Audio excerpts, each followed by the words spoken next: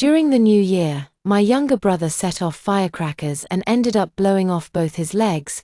The doctor said that only amputation could save his life. Upon hearing this, my mother fainted on the spot, and my father was wringing his hands, at a loss for what to do, for the sake of my brother's safety.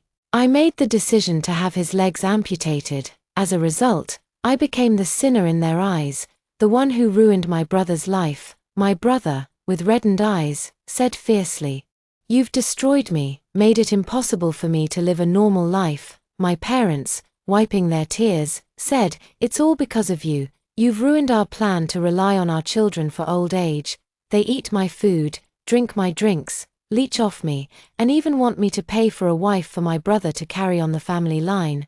I disagreed, and my brother threatened to jump off a building. I rushed over to stop him, but he pushed me off the rooftop instead. I heard the hatred in his voice. "My life is ruined, and I won't let you have it easy either." When I opened my eyes again, I found myself back on the day my brother was injured in the explosion. I was still in a daze when I received the call from my father, "Your mom has fainted, and now you're the only one the whole family can rely on, sweetie. Come to the hospital quickly." My dad's voice was filled with anxiety as he said, "The doctor wants to amputate my brother Theo Xiao's leg." "Sweetie, what are we going to do about your brother? He's the only boy in our family. If his leg is amputated, how will he get through life?" But the doctor said that if we don't amputate, he could be in life-threatening danger. Seeing that I wasn't responding, my father yelled into the phone, "Xiao Pan, say something." Only then did I snap out of my shock. My name is Xiao Pan, and the character Pan in my name carries my parents' earnest hopes for their son, Theo Xiao. Their youngest son, born in their later years, is a high school student and the apple of the family's eye. This year's New Year's Eve, fireworks were restricted in our area, but just across the river, the neighboring county was filled with the sound of firecrackers. Naturally, Theo Xiao couldn't resist and insisted on going to the other side to set off fireworks. This year's New Year's Eve, fireworks were banned in our area, but just across the river. The neighboring county was alive with the booming of firecrackers. Theo Xiao couldn't hold back and insisted on setting off fireworks across the street. His parents always indulged him, so my dad immediately went to buy fireworks and let him set them off secretly at the corner of the hallway. But Theo Xiao was not one to do things discreetly. He and a few friends stuffed firecrackers everywhere, and in the end, they even threw a double-kick firework into a manhole cover. The massive shockwave from the explosion sent Theo Xiao and several children flying. They were all injured, with Theo Xiao's injuries being the most severe. In my previous life, my mother also fainted upon hearing that her precious son needed an amputation. My father was at a loss, only repeating, "What should we do?" I rushed to the hospital and, after carefully understanding the situation, resolutely said, "Amputation. We are willing to proceed with the amputation." In the end, Theo Xiao survived the amputation, but my nightmare began from that moment. Theo Xiao woke up, realized he had lost both legs, and immediately flew into a rage, smashing everything in the hospital room. He screamed at the top of his lungs, "My leg, give me back my leg," to divert his anger. My parents unhesitatingly shifted the blame onto me. "Theo, we never agreed to the amputation. It was your sister who made the decision without our consent." My mother cried, "That's right, it's all her fault. The doctor only suggested amputation, but she insisted on it. She must be jealous that you're doing better than her." My father chimed in, "I don't understand why I, a 25-year-old with a decent job, would be jealous of a high school kid, yet my parents placed all the blame on me. They accused me of overstepping my bounds. We are Theo's parents. As his older sister, what right do you have to make decisions on our behalf?" Later, they moved into my apartment, ate my food, drank my drinks, and even demanded that I use all my savings to buy a wife for my brother. I warned them that we live in a society governed by the rule of law, and that trafficking people is illegal. They didn't take it seriously. As long as you have money, there's nothing you can't do. At worst, we can get a foreign woman for him. This is what you owe your brother. I firmly refused, and Theo Xiao threatened to jump off the building. "If it weren't for you, how could I have lost my legs? You ruined my entire life." Theo Xiao pushed his wheelchair to the rooftop. I rushed to stop him.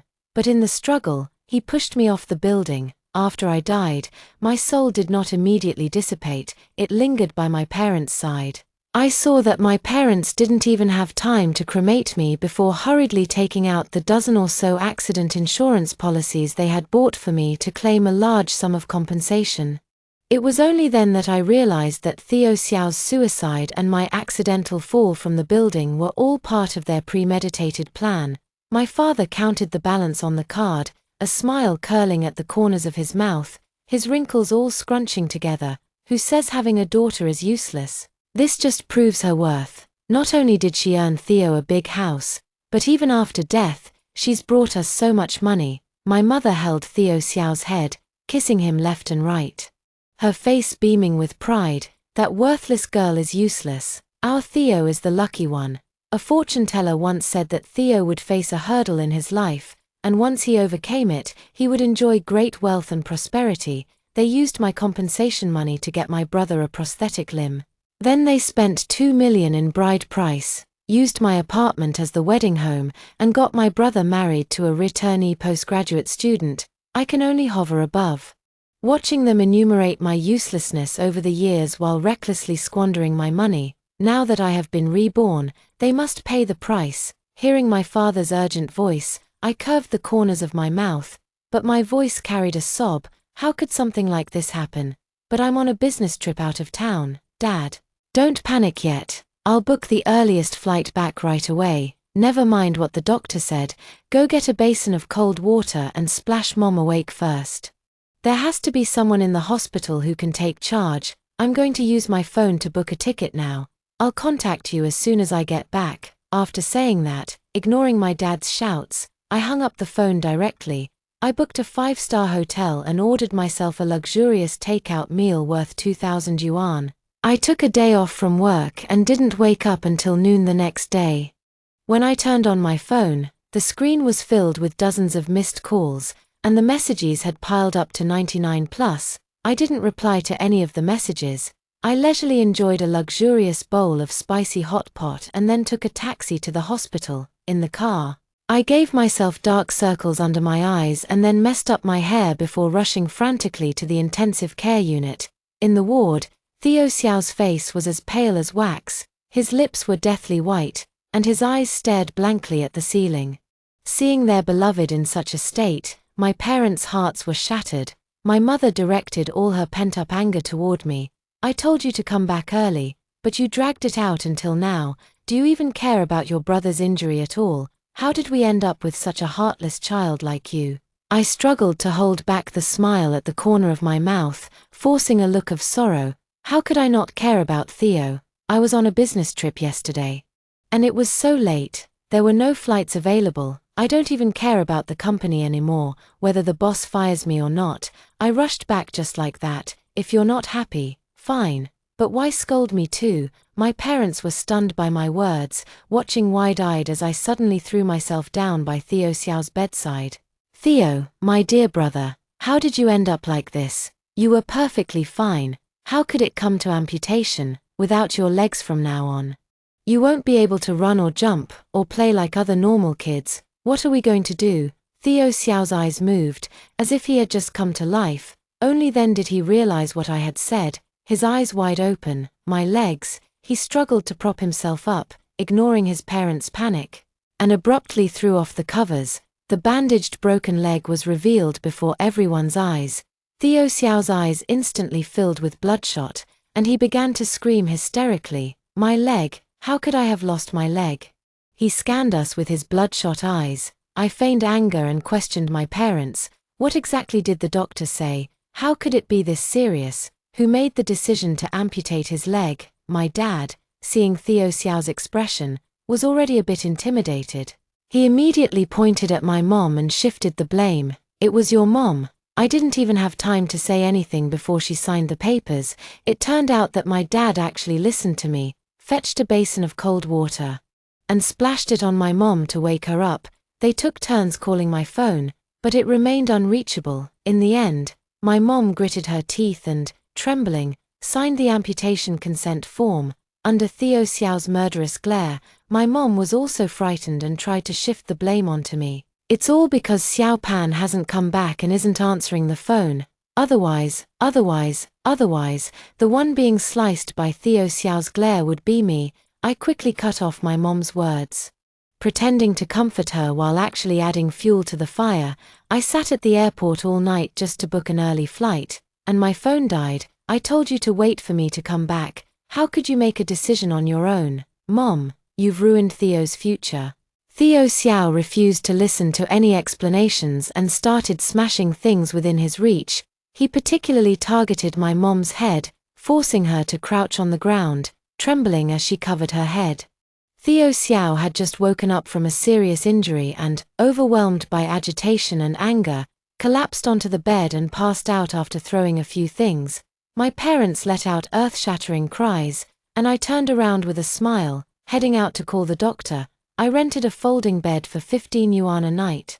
In the narrow hallway, the smell of disinfectant was pungent, and occasionally a nurse hurried by pushing a wheelchair, their footsteps echoing clearly in the silent night. My parents were still keeping watch in the hospital room, so I curled up on the folding bed for a short nap, knowing that the night watch duty would inevitably fall on me. My parents finally came out of the hospital room, and my mom slapped my arm. The stinging pain jolted me awake instantly. She glared at me fiercely, her eyes filled with blame and impatience. Your apartment is new, and the environment is good. It's perfect for recovery. When Theo is discharged, he'll move into the apartment. Sure enough, still thinking about my house, in my previous life, I caught a wave of a sharp rise in the stock market. I didn't get greedy with the soaring trends and quickly cashed out, which allowed me to fully pay for an 80 square meter apartment. They used the excuse of letting Theo Xiao recuperate to move into my apartment. In the end, they treated the place as their own and even pressured me to pay for their renovations. After I refused, they went behind my back and hired workers. Nearly smashing the load-bearing wall, my perfectly good house was left in a complete mess by them. My dad nodded beside them. It's only 80 square meters, it can't accommodate too many people. Your mom and I need to take care of Theo, so you'd better not come back. After saying that, he added, by the way, please go to the first floor window to pay the medical fees. My mother chimed in, your brother is seriously injured. In the coming days, give me more money so I can help him recover his health. Her tone carried a command, as if all of this was something I ought to do. I sneered inwardly, strengthen my health? No matter how much I strengthen it, can I ever get my legs back? Seeing that I didn't agree, my mother tried to reach out and pinch me. I waved my hand and sighed, I've put the house up for sale. My mother's furious roar instantly erupted in the hallway. Sold? Why did you sell it? Did you even ask for our permission before selling the house? Her voice was sharp and piercing, drawing sidelong glances from other family members. Do you look down on me and your dad, you ungrateful child? We raised you, fed you, and clothed you all these years, and now that you've grown wings, you want to abandon us. I looked at her coldly, without a trace of emotion in my heart. Ever since they moved into my apartment and refused to leave, my parents have been pressuring me, both openly and subtly, to transfer the property title to their names. They used both threats and incentives. My father spoke earnestly, trying to persuade me, sweetie, you're not that young anymore, it's about time to start looking for a partner. Dad isn't exaggerating, men these days can't be trusted. They might covet your premarital assets. Put the property under my name, and I'll keep it safe for you. If the old house gets demolished in the future, I'll give you a share.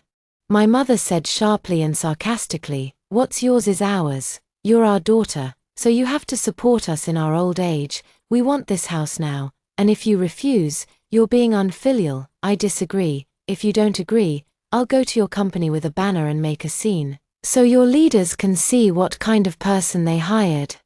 At this thought, I gritted my teeth in anger, swearing to myself that in this lifetime, I would never let them succeed. I took a deep breath and spoke in a calm yet slightly mocking tone. Mom, Dad, have you ever considered that Theo blew up the road and destroyed more than a dozen cars, all of which need to be compensated for? My words were like a bucket of cold water poured over their heads. They froze, their expressions shifting from anger to panic, as if they had never considered this issue. I spread my hands, each word piercing their hearts. The cheapest of those cars costs hundreds of thousands, and together, you'd have to pay at least this much in compensation. I extended 5 fingers, waving them in front of my parents to remind them of an unavoidable reality. 500,000. My mother swallowed hard, her voice trembling slightly. I shook my head, my tone helpless. At least 5 million. 5 million. My mother's face instantly turned deathly pale. Her body swayed as if she were about to faint again. My father quickly steadied her, his eyes also filled with fear. My father took 2 deep breaths, looked at me, and for the first time, assumed the authority of the family head. Xiaopan, Theo has lost both his legs and will have to rely on us for the rest of his life. As the older sister, you will be responsible for repaying all this money in the future. I was practically laughing in frustration, ever since he was little. Whenever Theo Xiao got into trouble, I was always the one who had to take the blame. It's fine, if he can't pay it back, he can just go to jail when he grows up. After all, losing his legs won't stop him from sitting in prison.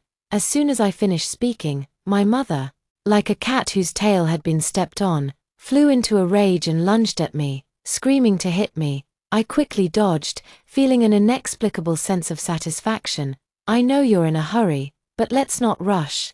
There were 3 other children setting off firecrackers with him, so the compensation should be shared equally. Would you like to check the surveillance footage and talk to the other parents?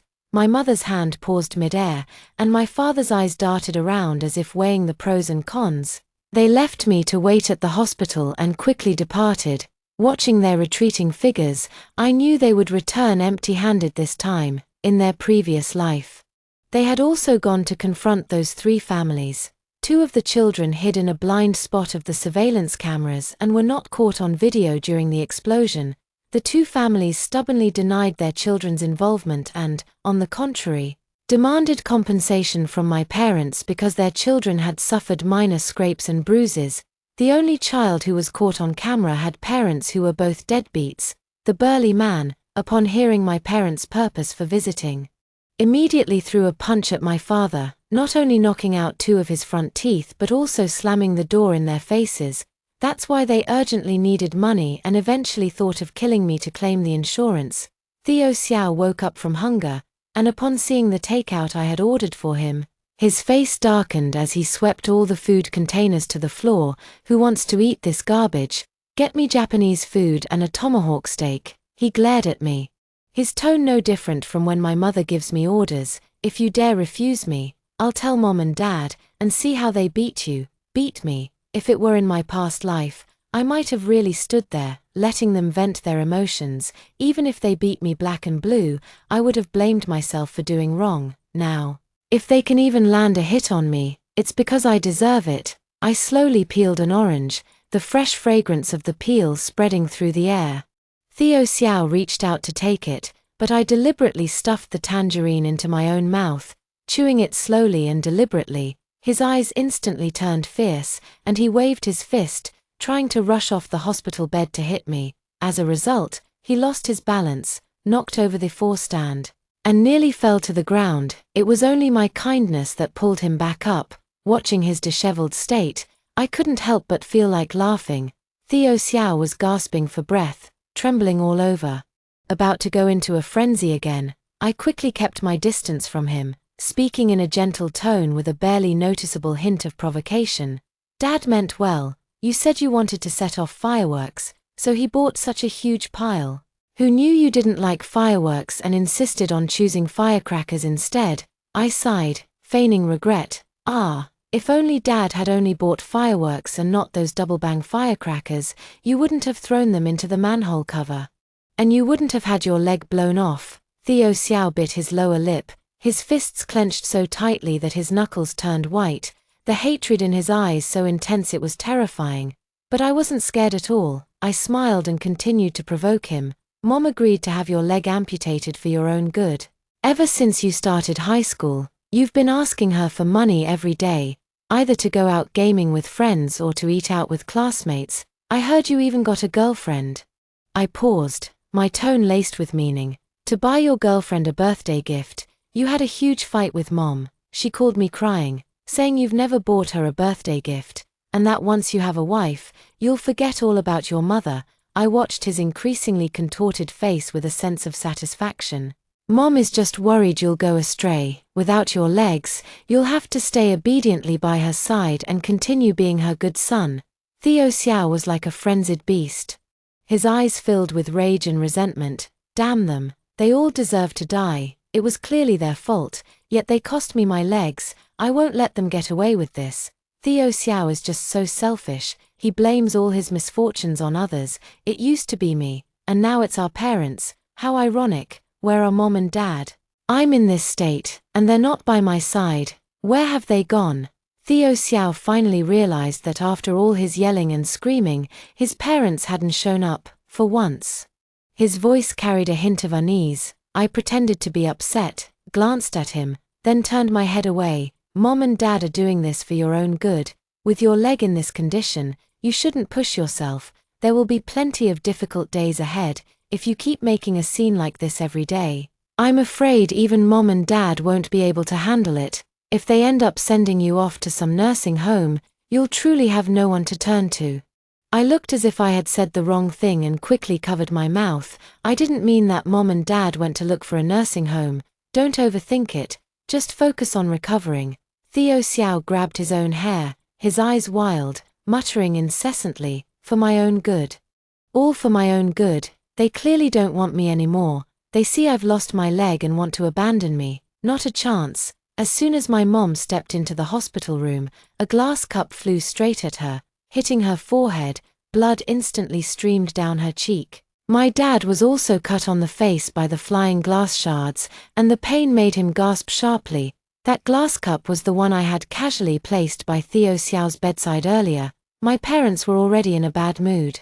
Having returned looking weary and disheartened, now, injured by their own son, they could no longer contain their anger. My mother could no longer care for the affection she once had for Theo Xiao, and she forgot that he was still injured. The 5 million compensation was like a mountain, pressing down on her until she could hardly breathe, becoming the final straw that broke the camel's back. She rushed over, grabbed Theo Xiao by the shoulders, and began pounding on him with all her might.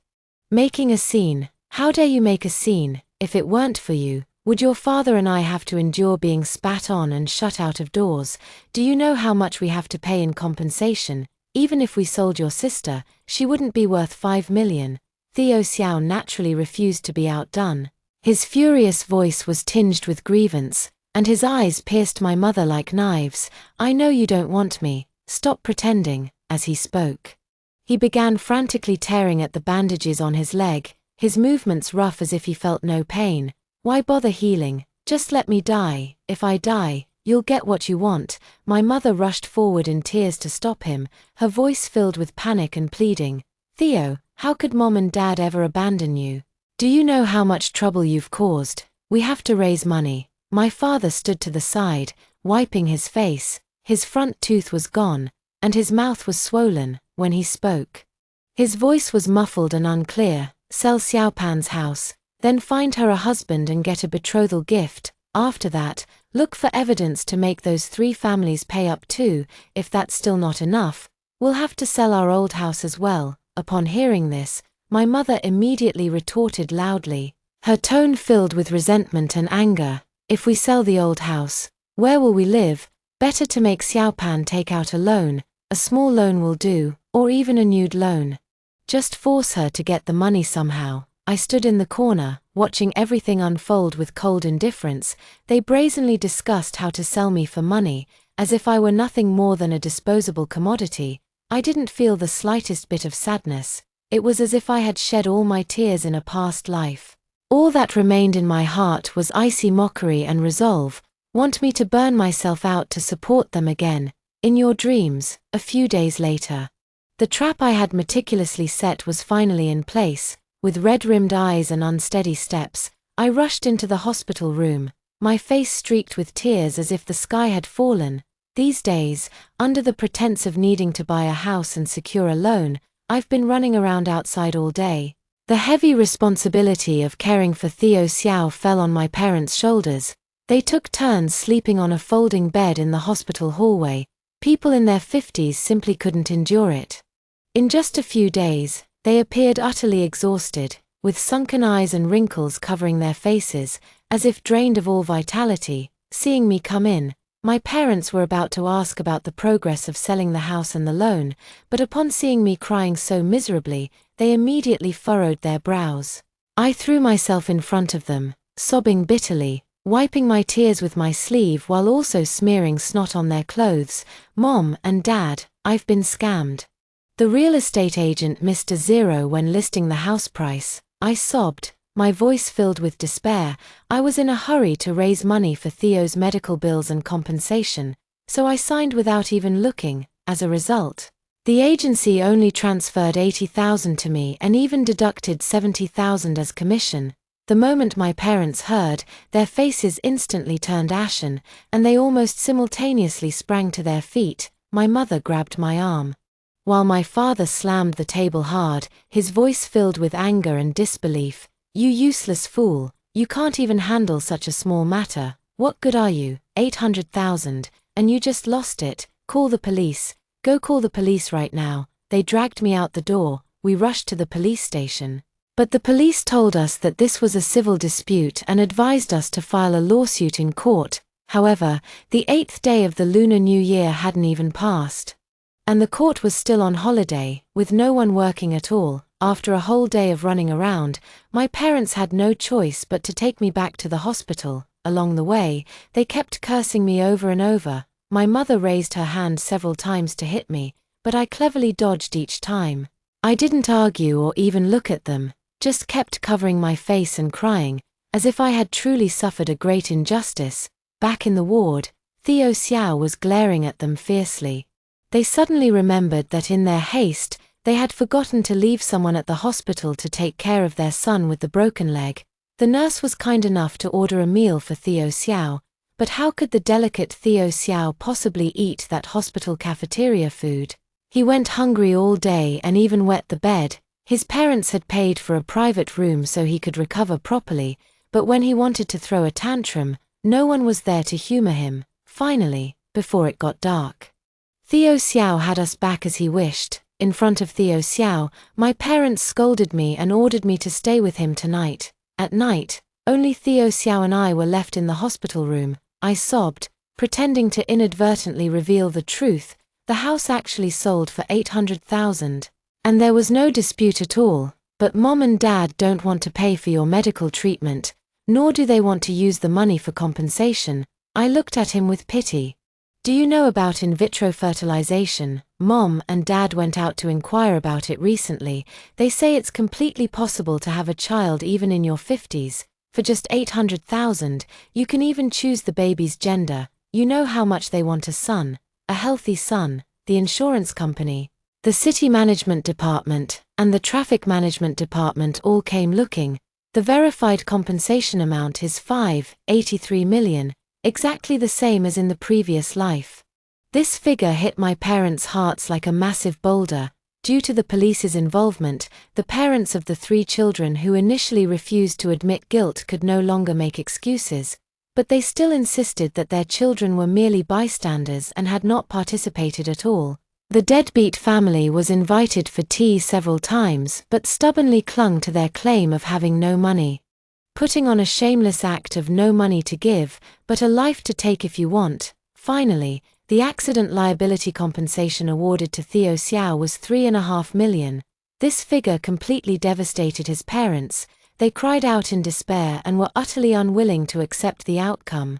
Compared to Theo Xiao's amputation, the 3.5 million pained them even more.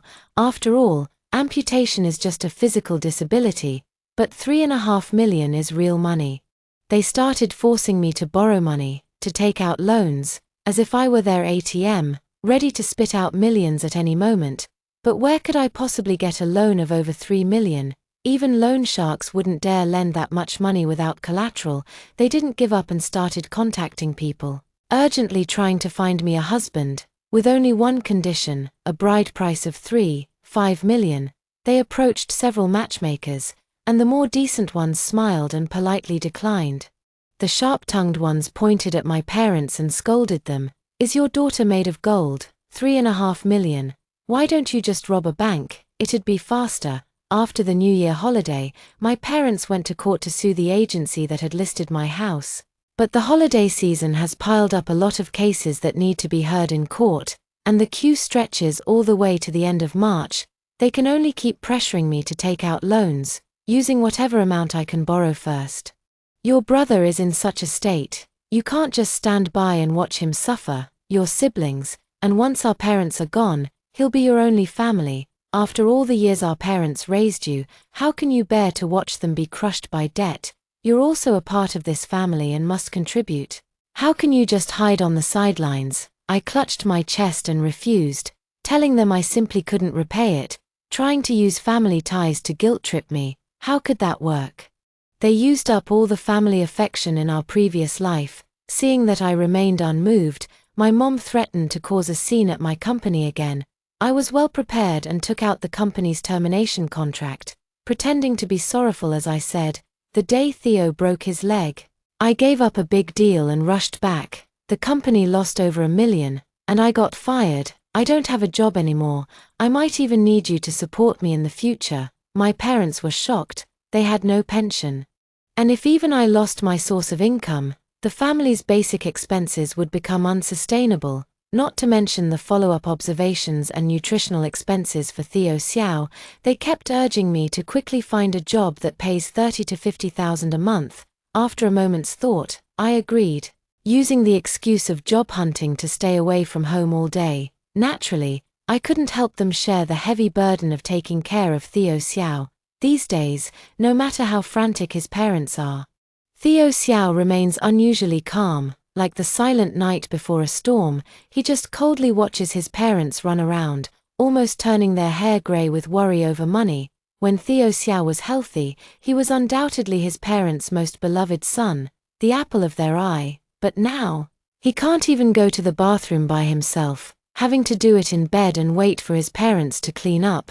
When he's in a bad mood, he'll throw everything on the floor, then turn away with a cold face, waiting for someone to coax him. After a long time, my parents couldn't bear it anymore, and with the pressure of the compensation, it was inevitable for them to complain a little. After my dad picked up the glass that Theo Xiao had broken once again, he finally snapped, "The whole family is running around for you, to take care of you. Your mom and I haven't had a good night's sleep in days. What more are you dissatisfied with? Haven't we been good enough to you in the past? We gave you everything you wanted, and now we have to clean up the mess you've made. When will you finally grow up?" Theo Xiao laughed, a sinister and terrifying laugh, being sensible, and then like Xiao Pan, being forced by you to earn money, forced to let you suck her blood. My mother stared in shock at her son, who was also a beneficiary. "That was all for you. If we didn't pressure your sister, how would we get the money for compensation? How can you still have the nerve to say that? Over 3 million, if it weren't for you." Before she could finish her sentence, Theo Xiao cut her off, furiously sweeping everything off the nightstand. "Because of me, who bought the firecrackers for me," he pointed at my father, who stood there dumbfounded, and roared, "You say you love me, but you bought such a dangerous thing. Don't you know how many people get injured by firecrackers every year?" My father's face showed disbelief. "Wasn't that what you wanted?"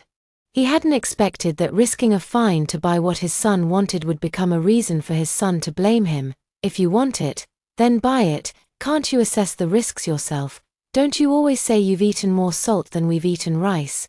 Theo Xiao turned his hand toward my mother again. His expression grew even more menacing. "If it weren't for you signing the amputation consent form, would I have lost both my legs?" My mom's tears fell instantly as she shook her head desperately. "It's all because of Xiao Pan. If she had come back earlier, she would have been the one to sign." Theo Xiao sneered. "Xiao Pan, it's always about Xiao Pan. You are my parents. How could she sign in your place? It's just that you want to shirk responsibility. You, all of you are the sinners who harmed me when I returned." My parents' faces were frighteningly gloomy. They hung their heads, with visible scars on their faces, looking dejected and exhausted. However, when they looked up at me, Their eyes were filled with gloom and anger, as if I were the one who had hurt them. Theo Xiao's door was tightly shut, and occasionally, the sound of something falling could be heard from inside. Obviously, he hasn't settled down yet, naturally. I didn't ask any unnecessary questions and turned to go into the kitchen to find something to eat. After eating, I used the excuse of being tired to retreat to my room and sleep peacefully, in the middle of the night. The sound of an argument came from my parents' room. I faintly heard my own name, and my heart sank instantly, jolting me awake. Without even putting on my shoes, I tiptoed to open the door, holding my breath and listening carefully. The soundproofing in this old house was terrible, even though my mother lowered her voice. Every word she said still reached my ears clearly. That fat guy in his 50s, didn't his wife just die? He said he could offer 500,000. My dad's voice was hesitant. That fat guy gambled and lost everything, and now he's trying to pin it on us, and the one who just got out of prison, even though he's only offering 300,000. At least it's safe, my foot. He's a murderer. My mom's voice suddenly rose. Then, as if realizing something, she quickly lowered it. If that person isn't satisfied with Xiao Pan and wants his money back, would you dare not return it? Aren't you afraid of what he might do to us? My father sighed, seemingly giving in. If we can't get more bride price, then that fat guy it is. But how do we get Xiao Pan to agree? My mother clicked her tongue twice, her tone carrying a nauseating ease. That's easy. Invite him over tomorrow, give Xiao Pan some medicine, and let that fat guy take care of things. My dad added with a laugh, when the time comes, we'll record a video. Xiao Pan cares about his reputation. He'll definitely just endure it and make do in the end. I felt my hands and feet turn ice cold, as if my blood had frozen. Before surging violently to the top of my head, I clenched my lips tightly, not letting a single sound escape, but my eyes welled up with tears. Even though I had already died once in a past life, the chill in my heart now is still bone deep. My own parents, for the sake of money, could actually be this heartless. Early the next morning, I quietly left home. Since they insist on pushing me into the abyss, don't blame me for being ruthless. It was just noon when my mom sent me a message. She said I had been working hard these days and had specially made my favorite braised prawns, urging me to hurry home. It was the first time I had ever heard such a gentle tone from her. I couldn't help but burst into laughter, laughing until tears came to my eyes. My mom probably forgot that I'm allergic to seafood. In middle school, I was even rushed to the emergency room after accidentally eating shrimp. Braised prawns are actually my younger brother Theo Xiao's favorite. Look, even when she lies to me, she's so half-hearted about it, since everything I wanted was already taken care of. I didn't argue with her and obediently went home. At home, the table was laden with steaming hot dishes, all delicacies that Mom and Dad usually saved for special occasions, only occasionally prepared just for Theo Xiao. Sitting at the head of the table was a man who weighed at least 200 pounds. Even Theo Xiao, whom Mom and Dad cherished the most, could only sit to the side. The man seemed quite pleased to see me. The fat on his face trembling as it squeezed his already narrow eyes into slits, he grinned, revealing a set of large yellow teeth, and greeted me. My mother gestured for me to sit next to the man and introduced him with a smile. Pan, this is your brother Wang. He liked you a lot after seeing your photo and just wanted to get to know you today. I lowered my eyes, my expression cold. I should call him Uncle Wang, right? He's probably even older than my dad. My mom walked over and gave me a hard pinch on the waist. What do you know? Older men know how to cherish their partners. Look at that guy. What's his name? Dong. He's the same age as the milk tea sister's dad, and look how happy and perfect their marriage is. My dad quickly stood up to pour a glass of wine for Fatty Wang, then handed me one too, his eyes full of warning. What are you standing there for? Go toast your brother Wang now. I looked down at the wine glass in my hand. The liquid inside was murky, as if something had been mixed into it. Everyone present was waiting for me to drink the wine in the glass, but how could I let them have their way? I placed the glass on the table and then pulled out an insurance flyer. Wang, bro, you came at just the right time. I just got a job at an insurance company, and I can offer you a discount on policies. I practically shoved the flyer right into his face. Look. There have been car accidents and plane crashes lately. You never know whether an accident or tomorrow will come first. For the sake of you and your family, it's absolutely necessary to get an accident insurance policy." Wang Peng's mouth twitched, and he tossed the flyer aside, but then tried to grab my arm.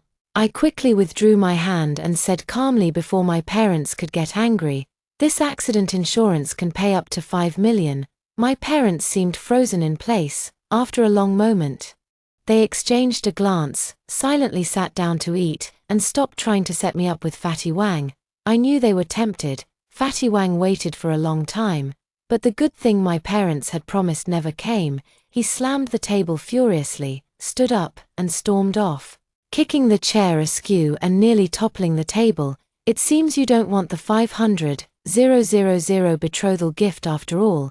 He spat out these words through gritted teeth and rushed out the door without looking back. My parents, who had been extremely warm to him, didn't say a single polite word. My mother's fingers unconsciously traced the rim of her teacup, while my father stared at the dishes on the table, pushing the food around in his bowl with his chopsticks but not taking a single bite.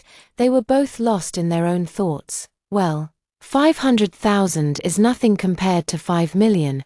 In my parents' eyes, I was always just a commodity.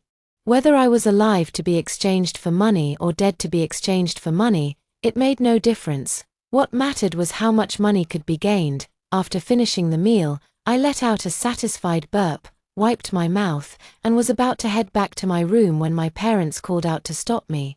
My mother's voice was filled with greed as she stared intently at the words on the flyer, her eyes gleaming with hope. "Xiaopan, can we really get 5 million in compensation?" I shook my head with a smile, and the light in my mother's eyes instantly dimmed, as if she had been doused with a bucket of cold water. Just as she was about to call Fatty, I spoke again, unhurriedly. 5 million is certainly not possible, but 3 million is no problem. It mainly depends on what type of insurance you're getting. I walked around the desk and gently tapped my finger on a line of fine print on the brochure. For example, "This accident insurance offers the highest payout." My mother's eyes lit up as if she had discovered a treasure. She immediately made eye contact with my dad. My dad fell silent for a moment, then turned to look at Theo Xiao, who was quietly picking at his rice, with a complicated expression. Finally, he gritted his teeth, as if making a firm decision, and gave my mom a slight nod. I saw all these actions, but I acted as if I hadn't noticed, speaking in a relaxed tone. "The boss said that as a new employee like me, I need to meet 5 targets this month to get a bonus, otherwise, I'll only get the base salary of 800 yuan. I sighed and deliberately shook my head with a troubled expression. "Do mom and dad know anyone who needs to buy insurance? It would help me boost my performance." My mom used all her acting skills, pretending to have a sudden idea, and slapped her thigh with great effort. "We just didn't buy it. If not, you can buy one for yourself and list me, your dad, and your brother as beneficiaries. If something happens to you, our family could get a large sum of money." After saying this, she stared straight at me, a barely noticeable urgency in her eyes. I raised an eyebrow and pretended to joke. "Only buying it for me, mom and dad?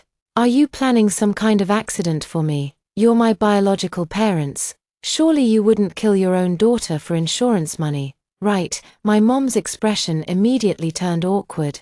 She avoided eye contact, and her voice faltered as she stammered, "You silly child, what nonsense are you talking? I'm your birth mother. How could you even think that?" My dad, afraid I'd grow suspicious, immediately waved his hand and scolded my mom angrily, his voice suddenly rising a few notches as if trying to cover up some hidden guilt. "What nonsense are you talking? Our daughter is blessed with great fortune and a strong fate. Don't you talk nonsense." As he said this, his eyes flickered, and his fingers unconsciously tightened around the edge of the table, his knuckles turning slightly white. I sneered inwardly.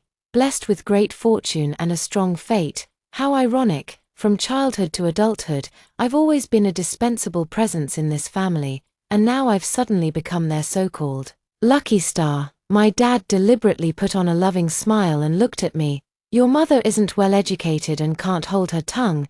Don't take it to heart. My mom isn't well educated, but when it comes to scheming against me, she's quite sharp." I don't believe a single word they say," my father sighed, his tone deliberately heavy.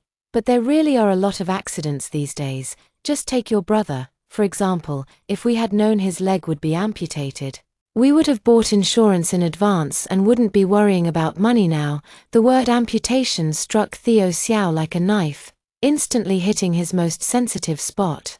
He slammed his bowl and chopsticks onto the table, splattering oil everywhere. I quickly stepped back to avoid it, splashing oil all over my parents. My mom screamed and gave Theo Xiao a couple of light taps, with less force than swatting a mosquito, while muttering, "You child, how can you be so thoughtless?" My dad frowned and signaled with his eyes for my mom to quickly take Theo Xiao away. My mother immediately understood and pushed Theo Xiao into the house. Only my father and I were left in the living room. He was rubbing his hands, a gesture I've seen him do for many years. Whenever he gets nervous, he unconsciously rubs his hands, something he might not even realize himself. My father awkwardly continued the conversation. "I think it's necessary to buy this insurance. I see on this form that a health declaration is required. Your brother probably won't be able to get it, so how about all three of us in the family buy it? And we'll list your brother as the beneficiary. He really thinks of his precious son in every good thing." I didn't refuse. After all, Theo Xiao probably won't be able to claim this money. But I spread my hands, looking troubled. "Dad, for this insurance policy that offers 3 million in compensation, the monthly premium is 300. If we all get it together, it'll be 900. After paying Theo's hospital bill last time, I don't have any money left." Hearing this, my father frowned even more deeply, his fingers rubbing together faster. He slowly stood up and began searching all around the house. Drawers, cabinets, even the crevices of the sofa, leaving no spot unchecked. Finally, he managed to scrape together 900 yuan. Some of the bills were crumpled, as if they had been hidden away for a long time. I smiled and took the money, my fingers gently brushing over the wrinkled bills, but my heart felt as cold as ice. This money was probably his long-saved private stash, and now, for the sake of that 3 million, he was willing to part with it. Accompanied by my father, we went to the insurance company. On the way, he walked ahead of me, his steps somewhat hurried, as if afraid I might change my mind. The moment he received the insurance policy, he seemed to breathe a sigh of relief, the wrinkles on his face smoothing out. He carefully folded the policy and placed it in his pocket, as if tucking away a precious treasure. On the way home, he even stopped at a roadside milk tea shop and bought me a cup of milk tea. "Drink it. Don't say your dad is stingy." He let out a dry laugh, his voice a bit hoarse. He hypocritically shed a few tears, his voice choked with emotion. "Life and death are fated. No one can force what isn't meant to be. Is life and death predestined? Yes, my fate has long been calculated clearly by them." I lowered my head and took a sip of milk tea, which was cloyingly sweet. The next day, when I woke up, I saw the three of them already brewing emotions in the living room. Seeing me appear, they quickly exchanged a glance, a flicker of understanding in their eyes, and immediately began their performance, just like in the previous life. Theo Xiao was the first to make a scene, wailing loudly. While crying, he pounded on his disabled leg, tearfully lamenting, "My future is ruined. I can't go to school anymore. I can't work. I've become the dregs of society. What's the point of me living anymore?" I almost burst out laughing. Even if his legs were perfectly fine, he would still be scum of society. From childhood to adulthood, what has he done besides causing trouble? Now he has the nerve to say he ruined his future. My parents immediately played along, with my father beating his chest in anguish, utterly heartbroken. "We've worked so hard to raise you all these years, just hoping you'd grow up quickly and support us in our old age. But now, what are we supposed to do?" My mother looked as if the sky had fallen. "Son, if something happens to you, how are we supposed to go on living?" Moved by the emotion of the moment, they hugged each other and wept bitterly. While crying, they secretly observed my expression. Seeing that I remained unmoved, just standing coldly to the side with not a ripple of emotion in my eyes, my mom grew anxious. She desperately signaled to Theo Xiao with her eyes, to the point of straining them, as if afraid his performance wasn't convincing enough. Theo Xiao, having received my mom's hint, thrashed about even more vigorously, his voice cracking from the strain. What's the point of living as a cripple like me? I might as well just die. With that, he pushed his wheelchair and rushed out. In his previous life, he lived in my apartment. And the wheelchair he used was also bought by me, the most expensive and best one, which could even climb stairs automatically. But the wheelchair he's sitting on now was bought by my parents for 50 yuan at a second-hand market, not to mention automatically going up the stairs. Even pushing it normally took a great deal of effort. Theo Xiao stopped panting in front of the stairs, looking at the steps above with a dazed expression, and instinctively turned to look at his parents. Before my parents could react, I rushed over, hugged Theo Xiao tightly, and burst into tears. How could you have such an idea? Since you were little, when have mom and dad not put you first? The firecracker that blew off your leg was bought by dad. When it came to signing the amputation consent form, mom was the first to step up. They really care about you. I lowered my voice again, with a hint of persuasion in my tone. Too bad mom and dad are going for IVF. Maybe next year, a little brother will be born. If only I had an accident, the accident insurance could save mom and dad, but I can't save you. You'll need more money in the future. If something happens to mom and dad. I left my words hanging. Theo Xiao seemed to understand. His hand that was about to hit my head stopped mid-air, a complex emotion flashing in his eyes. Only then did mom and dad realize that Theo Xiao couldn't get to the rooftop by himself, so they exchanged a glance, ran over, and pushed me aside. My father grabbed Theo Xiao by the shoulders, and my mother lifted his broken leg. Together, they carried him upstairs. They kept shouting, "Let's all just die. Let's die together." I quietly turned on my phone's camera, pretending to cry and shout as I chased after them. "Don't do this, don't leave me alone." My parents had already brought Theo Xiao to the edge of the fence. The barbed wire that was originally set up for safety had, at some point, developed a large hole. My parents had already straddled the fence, wailing and crying out to the heavens. Theo Xiao, on the other hand, leaned against the railing, staring silently at the ground 7 stories below. A cold wind howled past, its biting chill making all 3 of them shiver uncontrollably, watching them on the verge of taking their own lives. I was naturally in immense pain. I cried until my legs gave way, collapsing to the ground, almost unable to get up. My parents wailed for a long time, watching me lying on the ground crying, but I didn't go over to pull them up, and they grew a bit impatient. My mother pointed at me and scolded sharply. "Xiaopan, what are you doing lying on the ground? Do you want to watch us jump to our deaths? I always knew you were heartless since you were little." My father tucked his chin into his collar and waved at me to come over, wanting to end this quickly so he could go back inside to warm up. "I'm getting old, and so is your mother. We had a moment of weakness and couldn't think clearly. Come over and pull us back." I wiped my face, slowly got up, and walked toward them. "So you're really not going to die anymore?" Their eyes were filled with excitement and nervousness. I stood still 2 meters away from them and said cautiously, "Mom, Dad. I just called the police in the hallway. They'll be here soon. Please, don't jump." My parents' faces instantly changed, and even Theo Xiao, who had gone unnoticed, froze for a moment. My parents roared and tried to climb out of the railing to grab me. Just as they were halfway through, Theo Xiao, who was outside, suddenly exerted force and pushed my mother with both hands. My mother was completely unprepared, her hands flailing as she screamed and fell from the upper floor. The scream was abruptly cut short. When my father instinctively looked down, he saw my mother lying on the stone pavement, enveloped in bright red blood. As he turned back, he saw Theo Xiao's bloodshot eyes filled with murderous intent. The sound of the siren grew closer and then stopped outside the residential area.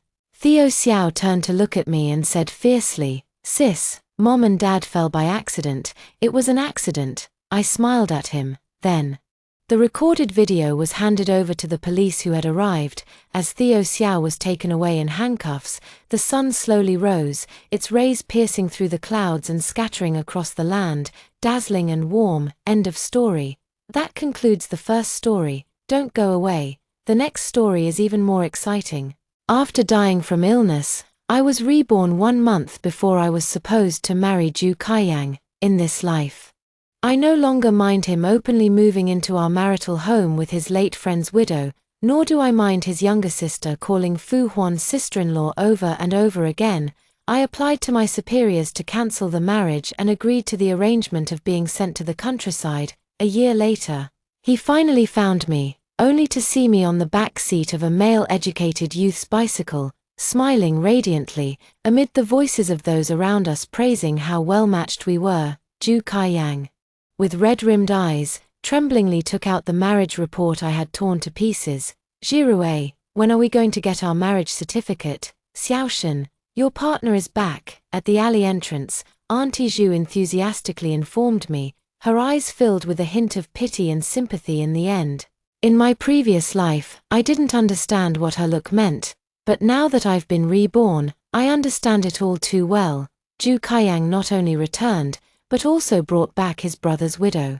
It is said that his brother was infected with a disease during a free medical consultation. The illness progressed rapidly, and he died suddenly. His last wish before passing away was to ask Ju Kaiyang to take care of his wife and daughter. As someone who has been through it, Aunt Zhu already foresaw how difficult the rest of my life would be. I smiled at her in response. I wanted to say, "Don't worry, in this lifetime, I will never force myself to swallow this half-cooked rice again."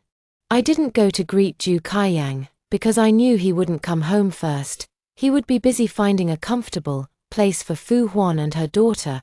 I've been running around all day for this, and I finally found a few decent ones, but Fu Huan rejected them all for various reasons. Helpless, Ju Kaiyang had no choice but to bring Fu Huan and her daughter back to his own place.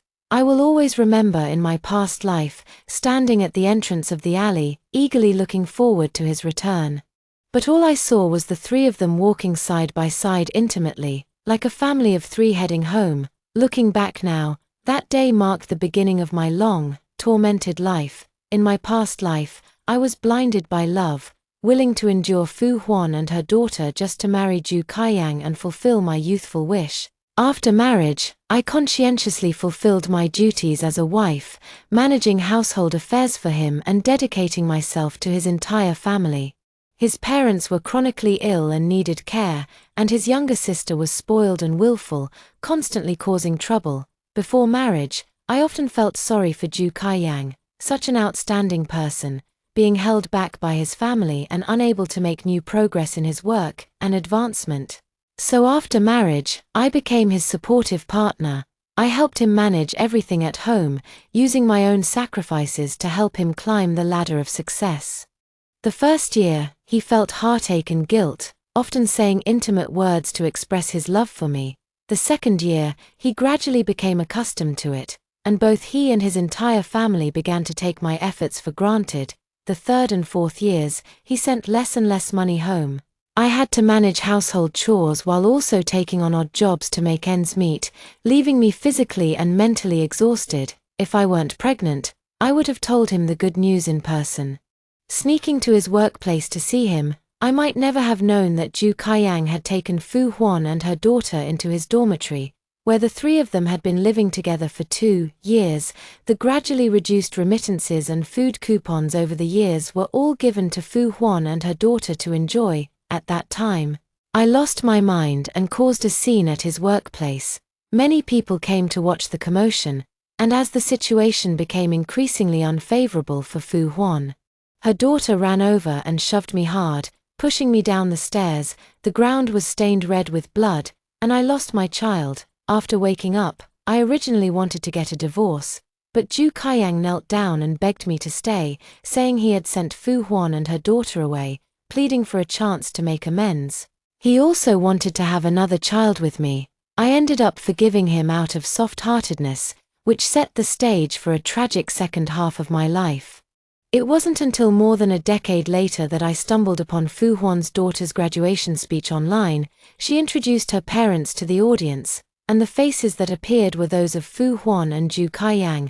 Only then did I realize that Ju Kaiyang had maintained a close relationship with them all these years, even taking on the role of a father in their family. When I lost my child and was in unbearable pain, he found a new house for Fu Huan and her mother. Taking care of all their daily needs, in an orderly manner, while I was managing the household and taking care of his parents and sister, all his remaining energy was devoted to protecting and caring for Fu Huan and her mother, while I couldn't even bear to eat an extra piece of meat. Saving every penny to support my family, he took Fu Huan and her mother to a state-run restaurant, feasting lavishly with his newly received bonus. Their life was happy and prosperous, flourishing with joy. Leaving me alone, covered in dust, my hair turning white, wrinkles forming, and my back bent under the daily toil. I don't want this kind of life in my second chance. I don't want Zhu Kaiyang either. Not long after I got married in my previous life, I resigned. My boss even expressed regret for a moment, repeatedly saying what a pity it was to lose my work capabilities. But at that time, I was so impulsive for the sake of my family that I didn't consider my own future at all, in this life. I won't give up my job again. I told my boss that I wasn't getting married, and I even took the initiative to say I was willing to accept a transfer to another location. The leader was somewhat surprised that I, who had been so focused on getting married not long ago, would change my mind so quickly. But he didn't say anything. I am hardworking and willing to continue serving the organization, so naturally, everyone is happy. After leaving work, I went to the street and bought a few white sugar buns. I never eat meat-filled buns, but in my past life, I did. To accommodate Zhu Qian's taste, I bought him meat buns his whole life. Perhaps, until his death, he never knew that what I loved were sweet sugar buns. Let's go. By the time I got home, it was already dark. From a distance, I could see someone standing at my doorstep, tall and slender, with a very upright posture. I turned around, and sure enough, it was Zhu Kaiyang. He saw me. As if waiting for something. If it were any other time, when he returned from a business trip, I would have joyfully run to him, my face full of smiles. But now, I just stood there, watching him coldly. He froze for a moment, then spoke. "You're back." He watched me brush past him and take out the keys to open the door. I didn't even give him a proper glance. "Do you have something to do?" The man hesitated for a moment, then confessed honestly, "Hua Jian has passed away. And he has a daughter with no one to take care of her. He was my only true brother, so naturally, his daughter is like my own, my daughter. We are about to get married, and I thought I should ask for your opinion on this matter." He continued, "I want to bring them over to take care of them." I caught his wording, them. Zhu Kaiyang also knew it was embarrassing, and he hurriedly explained, "After all, Tian is still young and can't be without her mother, so I brought both of them. The mother and daughter, over together." He means that just taking care of the child isn't enough. Her mother must also be brought over to be cared for together. Is Fu Huan, a grown adult with hands and feet, incapable of earning a living and supporting herself? When I loved him, I naturally cared about everything.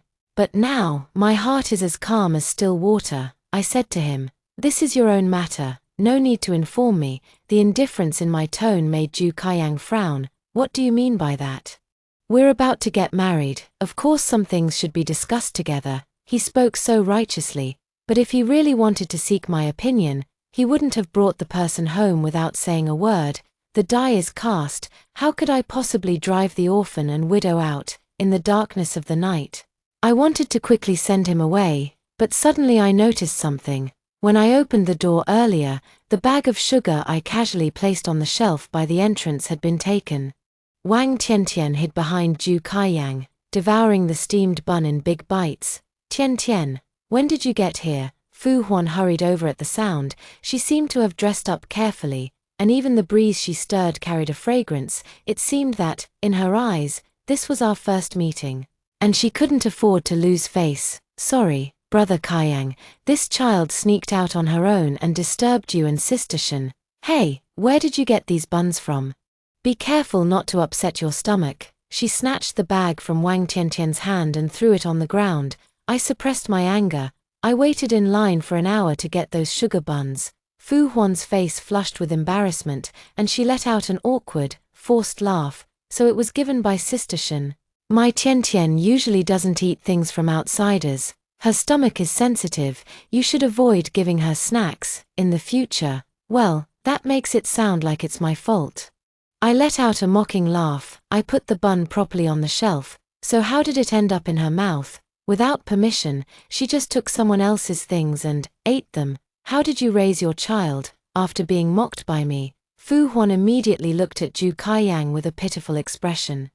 A pitiful appearance that moves one to compassion. Enough, it's just 2 buns. Jirue, when did you become so intolerant? Arguing with a child, they immediately formed a united front, as if I were some kind of enemy. In the past life, Zhu Kaiyang often did the same. Firmly standing by Fu Huan and her mother, treating me as the opposition, using condemnation to bind me. The tone of the frame forced me to yield and to tolerate. I've endured enough in my past life, I won't put up with it this time. Stealing may seem minor, but it reveals a person's character. You can tell a lot about someone from small actions, even if they are just a child. A child may be young and ignorant, but if adults knowingly overlook their mistakes and fail to guide them, that child is truly doomed. Isn't Zhu Kaiyang the one who prides himself on being a scholar, loves to lecture others, and uses grand principles to shut me up? Then I'll use the same approach to deal with him. Sure enough, upon hearing my words, Zhu Qian's expression stiffened for a moment, and he looked at Fu Huan. I remember I gave you money. Didn't you buy food for the child? Why is she so hungry that she's taking other people's things to eat? Fu Huan bit her lip in grievance and lowered her head. I'm sorry, Brother Kaiyang. I slammed the door shut with a bang, cutting off the noise from outside. What happens to them is none of my business. The next day, I went to the office again, and my supervisor informed me that the transfer document had been approved, urging me to quickly purchase a train ticket. This transfer was a bit rushed, and the conditions there are quite tough, but the unit has promised to promote me and give me a raise after the 3-year term is completed. Salary, I gladly accept. It's not about the pay, I just want to stay far away from Zhu Qian's entire family and never have to see these despicable people again. I'll be satisfied if that's the case. That day, I went out early to buy tickets. Unexpectedly, at the entrance of the alley, I ran into 3 people who looked in a hurry. Zhu Kaiyang and Fu Huan were together, carrying Wang Tiantian, who was in great pain. I intended to walk around, but Fu Huan stopped me and spoke first. It was you, wasn't it? The child just stole 2 of your steamed buns yesterday, and you held a grudge, feeding her something dirty. Tiantian is now vomiting and having diarrhea. Are you satisfied? Utterly unreasonable. Facing her accusation, I impatiently said, what does that have to do with me? I haven't even seen her today. Buying the ticket was urgent, and I was about to leave this troublesome place, but someone wouldn't let me. Zhu Kaiyang tightly gripped my wrist, looking utterly righteous and unyielding. You come with me. If it really was you who poisoned the child to this extent, you have to take full responsibility. After saying that, he gave me a cold glance.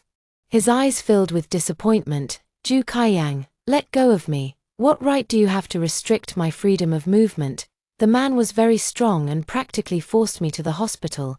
Wang Tiantian was getting her stomach pumped at the hospital. Fu Huan was sobbing, her thin shoulders trembling, and Zhu Kaiyang gently patted her shoulder to comfort her. Such an intimate gesture, and they didn't even try to hide it from others. He hasn't even broken off the engagement with me yet.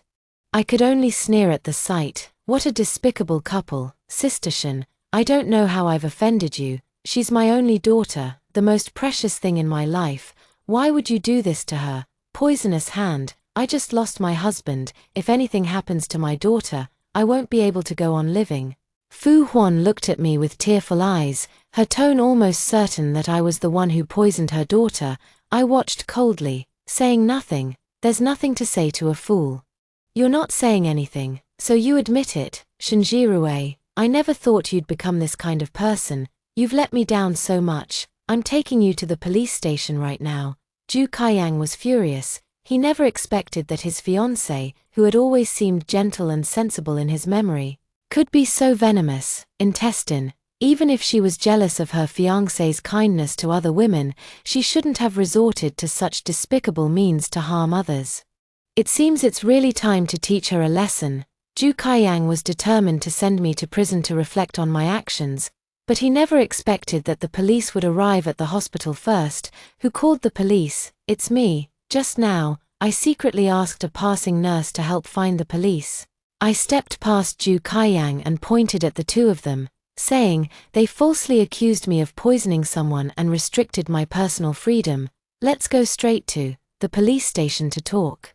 The child had their stomach pumped and is fine now. When she was taken to the police station, it was the first time she had seen such a serious situation, and she was so scared that she burst into tears.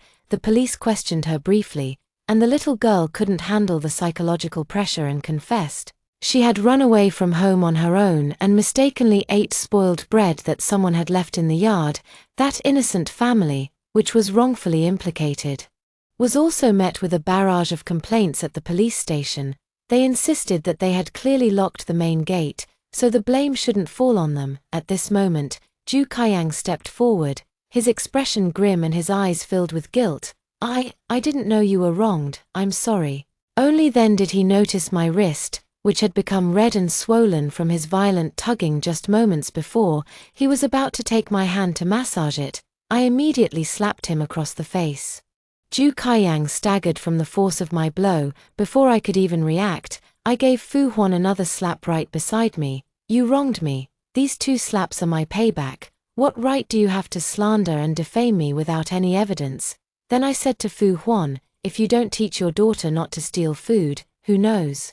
She might eat herself to death one day." Encountering such a scene in broad daylight is really unlucky. Now I've missed the time to buy the train ticket. I went to the office to postpone my reporting date with the supervisor, then headed home. At the door, I saw 2 unexpected people again. It's Zhu Xiaoyuan and her homeroom teacher. Just as I was about to pretend I didn't see them and walk by, her homeroom teacher called out to me, "Ms. Shun, Xiaoyuan has gotten into trouble at school again. What do you think?" I sighed and said, "Teacher Li, Zhu Xiaoyuan is Zhu Qian's biological sister, not mine. If anything happens to her in the future, you'd better go find her brother. Although Zhu Kaiyang and I are not married yet, we are close and have an engagement. Many matters in his family are handled by me by default. Yes, especially with Zhu Xiaoyuan, every time she causes trouble. I'm the one who goes to the school to clean up the mess. In my past life, I spent a lifetime acting as Zhu Xiaoyuan's nanny, yet I never received any gratitude and was constantly looked down upon by her. In this life, I will stay as far away as possible. I don't want to have anything to do with their family matters anymore." After saying that, I closed the door decisively, not giving them a chance to disturb me. I'll have to ask someone to check about the train tickets again tomorrow, just in case someone returns theirs. The price is negotiable. In short, I want to leave this place as soon as possible. I slept until evening and was awakened by the sound of an argument outside. Opening the window, I saw Zhu Kaiyang and Fu Huan entangled in a dispute at the entrance of the alley. "Brother Kaiyang, I think I should just leave. Sister Shen definitely has a problem with me, the way she hit me today. You saw it too. If I keep living here, who knows how much more I'll have to endure.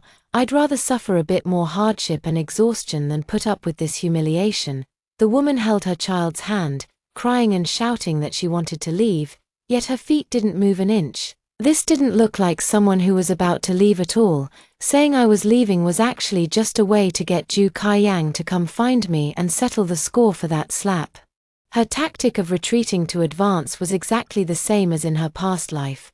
Zhu Kaiyang grabbed her. "Fu Huan, Jirue was just acting on impulse today. After all, we wronged her first. You're a woman with no job. Where can you go with a child? I promised Jianhua to take good care of you both, so just stay here peacefully. I'll talk to Jirue." I closed the curtains and continued packing my luggage. About an hour later, there was a knock on my door. At the door, Zhu Kaiyang held a bag of fruits, smiled at me, and called out to me, "Jirue, I came to chat with you." He tried to step inside, but I blocked the doorway without giving an inch.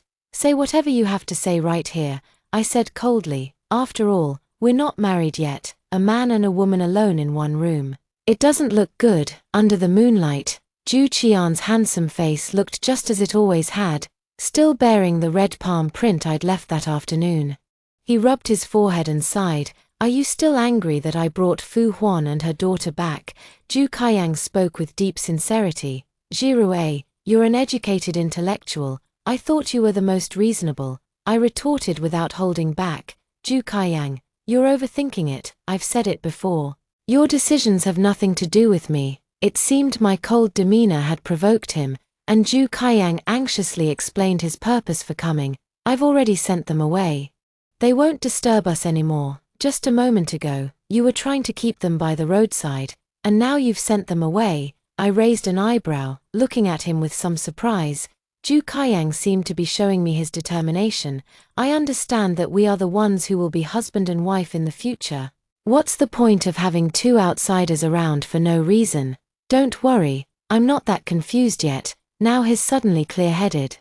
As if he wasn't the one who spent a lifetime worrying about them, mother and child, in his past life. Seeing my expression soften a little, Ju Kaiyang paused for a moment before speaking. But after all, I must settle them completely to live up to Jianhua's trust. Jirue, can we postpone our wedding for now? Noticing the sarcastic glint in my eyes, he quickly explained, it's just a public cancellation. But it's actually a postponement. Don't worry, I will definitely marry you. But Fu Huan and her daughter have no one to rely on. Damn, they need a man to help them arrange a new life. Once I help her find a job, I'll completely stop interfering and come back. Marry you, okay, I know what he means. He wants to wholeheartedly help Fu Huan start a new life. But it's ultimately inappropriate for him, a man with no connection, to do it. Yes, especially since he is already engaged. If they get too close, back and forth, the gossip could be overwhelming. So he must first break off the engagement with me and cut ties with me, so that he can openly appear by their side and serve them diligently, attending to their every need. Ju Kaiyang, you are as devoted to them as ever, loving them deeply across 2 lifetimes. He had prepared a whole basket of words to persuade me, but before he could utter the next sentence, he saw me nod lightly. All right. Ju Kaiyang breathed a sigh of relief and said with relief, Jirue, I knew you were always reasonable and compassionate. I turned and went inside, took out a jade bracelet. It was carefully wrapped in cloth, placed in a jewelry box, and handed to Ju Kaiyang. This is the jade bracelet your grandmother gave me, a token of the engagement between our families. I'm returning it to you, and you should return my mother's necklace to me. Go get it now. Ju Kaiyang was speechless. There's no need for this, right? It's just pretending to cancel the engagement. We're still going to get married in the end, I laughed. If we're putting on a show, we have to do it thoroughly. What if one day my necklace is seen by outsiders at your place, and you tell everyone we're not getting married anymore? How would we explain that? It's better to return it to me. All right, I'll go get it. He agreed, watching his hurriedly departing figure. I couldn't quite describe the feeling in my heart. I want to shield her from the wind and rain. Yet I fear the gossip outside might hurt her. Ju Kaiyang actually went this far for Fu Huan. It seems his love for Fu Huan is truly genuine. Thinking of my past life, I toiled for him at home my whole life, yet received little in return. I only feel bitterness and regret. How could I have wasted my entire life on him? How foolish I was. The next day, I went specifically to the alley entrance to chat with Aunt Shu, who had just returned from grocery shopping. I often tutor her grandson. So she smiles whenever she sees me and says, Xiaoshen, going to see your fiancé. I quickly made a stop gesture. Aunt, please don't say that. I've already called off the engagement with Ju Kaiyang. Don't associate me with him anymore. From now on, I want to get married. Aunt Shu's expression suddenly turned serious. What happened? I just saw you preparing things for the wedding. I shook my head helplessly. Feelings are hard to explain. We just weren't meant to be. From now on, he can marry, and I can marry. We'll go our separate ways. I'm heading to work now. Goodbye, Auntie. Seeing me hurriedly walking away with my bag, Aunt Shu was still standing there, trying to process what had just happened. After a while, she muttered to herself, that mother and daughter are really something. They managed to coax the man into abandoning his fiancée as soon as they arrived. What a sin! I believe that within a day, the news of Ju Kaiyang and I cancelling our marriage will spread throughout the neighborhood. Ju Kaiyang thinks we have only temporarily called off the engagement. But I, Shinjirue, never look back. When I arrived at the office, I learned that the issue with the train tickets had been resolved. There are several comrades going to the countryside with me. and one of them is driving, so I can just catch a ride when the time comes. We'll be setting off in a few days. The comrade who's driving came to inform me and arranged the time and place for departure. I took out the money I had and tried to hand it to him, but he firmly refused. The man, named Meng Huai, smiled and said, "Comrade Shen, we're all here to contribute to rural development and serve our country. We're colleagues. We're comrades in arms, so it's too formal for you to take money." I felt a bit embarrassed and wanted to say a few more words of thanks. But a sharp voice interrupted our conversation. "Shen Jirue." I glanced sideways and saw that it was Fu Huan. Had she actually chased me all the way to my workplace? "Comrade Shen, I'll take my leave now. Please get ready as soon as possible." Meng Huai tactfully said his goodbyes. I can't imagine what Fu Huan came to see me for. Could it be to settle the score over that slap? She gritted her teeth at me. "Brother Kai Yang has driven us mother and daughter away. Are you happy now? We don't even have a place to stay, nowhere to go." Facing her aggressive behavior, I remained very calm. "It was him who drove you away, not me. Why are you yelling at me?" she shouted uncontrollably. "But it's because of you that he made us move out. I have already lost my husband, and now I have to rely on him. Why are you trying to wipe us out?" Seeing her hysterical state, I truly felt a bit sorry for her. As far as I know, Wang Jianhua has parents in the countryside.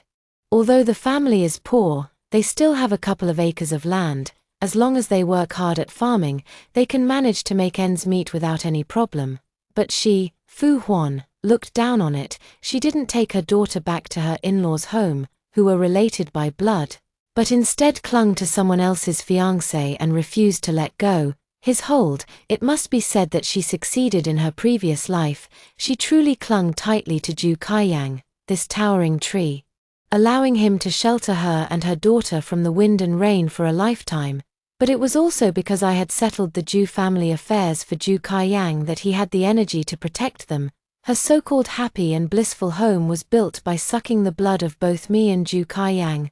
I took out the necklace from my pocket and said to her, "Ju Kaiyang and I called off our engagement last night.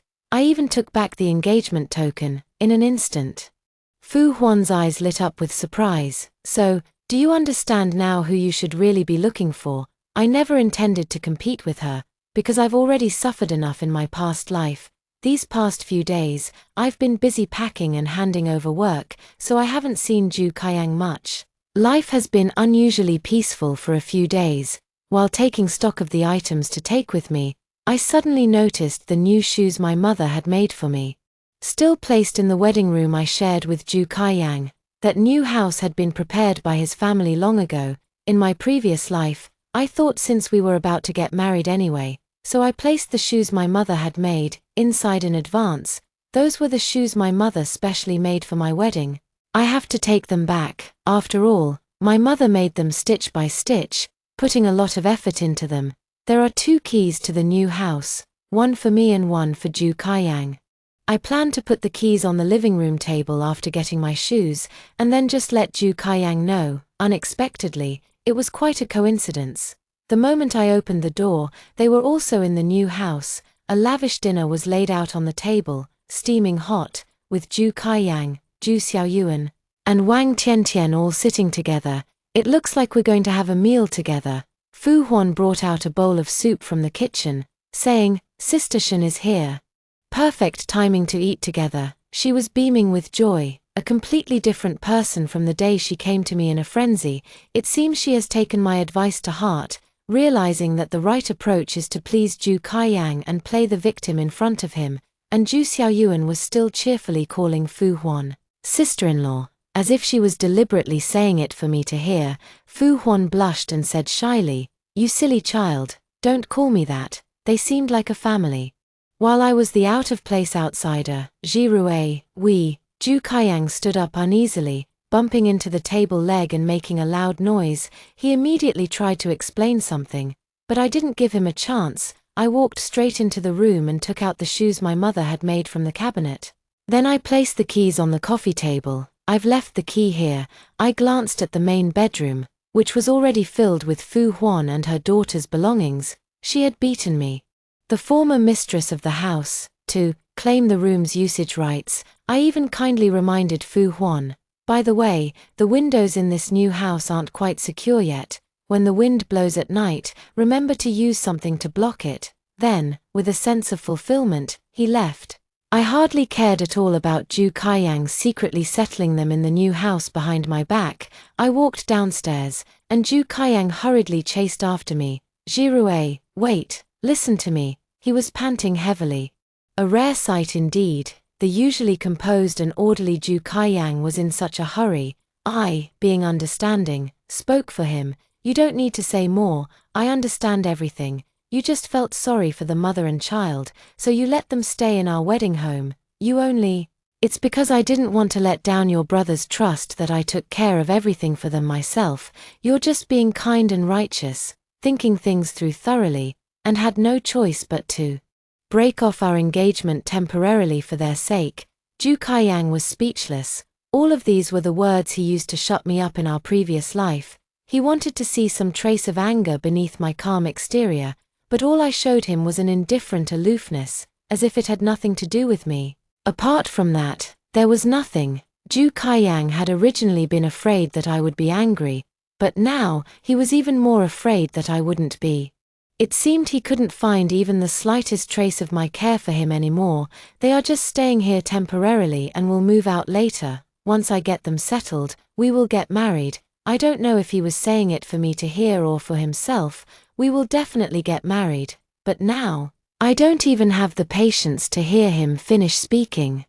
I only know that I can leave here tomorrow afternoon. What awaits me is a new life without them. In the middle of the night, it started drizzling outside. Amid the pitter-patter of the rain, I faintly heard the sound of a door opening. My heart tightened, and I immediately got up, grabbing the stick by the bedside. Someone had entered the side bedroom and made a noise as they collapsed onto the bed. Once I saw who it was, I breathed a sigh of relief. It turned out to be Zhu Xiaoyuan. She often comes back in the middle of the night when she's on vacation. She probably avoids going to her brother's place because she's afraid of being scolded. After all, Zhu Kaiyang is a rigid man who follows the rules. If he found out his sister often stays out all night, he would definitely be furious and give her a good lesson. Compared to the strict older brother, I, as her future sister-in-law, became her safe haven. Whenever Zhu Xiaoyuan got into trouble, she wouldn't even tell her parents, only daring to come to me, because I would handle everything for her out of consideration for Zhu Kaiyang, not even saying a harsh word to her. This time, she must have been out having fun with her classmates again, so tired that she fell asleep as soon as her head hit the pillow. I sighed and fished my house keys out of her clothes. "This house is my uncle and aunt's old place. They kindly let me live here because it's close to my workplace, so they didn't sell it. The main reason I chose to live here is because it's close to Zhu Qian's home. After I leave, I'll write to my uncle and ask them to clean out the house. By then, Zhu Xiaoyuan won't be able to get in either. Forget it, let her sleep one last night." In the dim light, I cautiously noticed that Zhu Xiaoyuan's face was unusually flushed. She had been caught in the rain and looked very unwell. A touch of her forehead confirmed it. She was running a high fever. I immediately felt it was a tricky situation. Looking out the window, the rain was pouring down, making it impossible to go out. I quickly put on my raincoat and went to knock on Zhu Qian's door. "Zhu Kaiyang, your sister has a fever. Take her to the hospital quickly." I knocked for several minutes in a row, and the back of my hand turned red from slapping the door. No response. The neighbor Uncle Li, however, poked his head out. "Xiaoshen, looking for Kaiyang." He went out in the evening saying he needed to fix the windows at the new house. He hasn't come back yet. My heart sank to the bottom. I had thought that since Zhu Kaiyang had a car, he could take his sister to the hospital, but he went to the marital home to fix the windows for Fu Huan and her daughter. With such heavy rain, he must have stayed there for the night. What about Zhu Xiaoyuan? I went back inside wearing my raincoat. Thunder rumbled outside, and raindrops as big as beans poured down relentlessly. The rain was so heavy that going to the hospital was simply impossible. Moreover, with my strength, I couldn't possibly drag Zhu Xiaoyuan, a teenage girl. Left with no other choice, I had to fetch a basin of water to cool her down and wipe her body. Then I gave her a fever-reducing pill. I stayed by her bedside, taking care of her for half the night, and only dozed off at the head of the bed after her temperature dropped. The next day I woke up, the bed was messy, and Ju Xiaoyuan was already gone. It seems she regained her strength and left. I looked at the clock, and it was almost noon, 12 o'clock. I still had a few hours before my departure. I cooked a bowl of noodles, had a couple of bites casually, and planned to buy some dry provisions on the street later for the journey. Unexpectedly, Zhu Kaiyang blocked my way. He looked displeased and confronted me with accusations. Did Xiaoyuan have a fever at your place last night? I was taken aback for a moment, then nodded. He looked at me in disbelief. Then why didn't you take her to the hospital? Judging by his shocked expression, it was as if I had committed some unforgivable crime. I was so angry I almost laughed. It was pouring rain, I didn't have a car, it was the middle of the night, the water was rising, and no one would answer my calls for help. How do I take her to the hospital? Then you shouldn't just leave her alone. He seemed very disappointed in me, and his scolding words came out effortlessly. Seeing his self-righteous attitude, I really wanted to slap him. She's your sister, not mine. I went to look for you last night, knocked on the door until it nearly broke, and still couldn't find you. Now you know to worry. Where the hell were you when your sister had a high fever? The man immediately felt guilty, his words stuck in his throat. Unable to say anything for a long time, I glared at him coldly. This sanctimonious hypocrite. Uncle Lee said you were busy fixing the windows of the new house. You didn't fix them earlier or later, but only when Fu Huan moved in. What are you trying to? It's raining. Are you afraid that the mother and daughter will be exposed to the wind and rain? You don't care about your own sister properly, yet you're overly concerned with other people's wives and daughters. Now that something has happened to your sister, you come to me to vent your frustration. Teacher, you're accusing the wrong person. Get this straight. We called off the engagement a long time ago. We have absolutely no connection anymore. So why on earth should I be rushing to take care of your sister? Hey there. Besides, last night, I not only wiped her body to reduce her fever but also gave her medicine. I did everything I should have done. How come, in your words, I've become a cold-blooded creature who stood by and did nothing? You're really pinning such a huge accusation on me. Before blaming others, take a look at what you've actually done.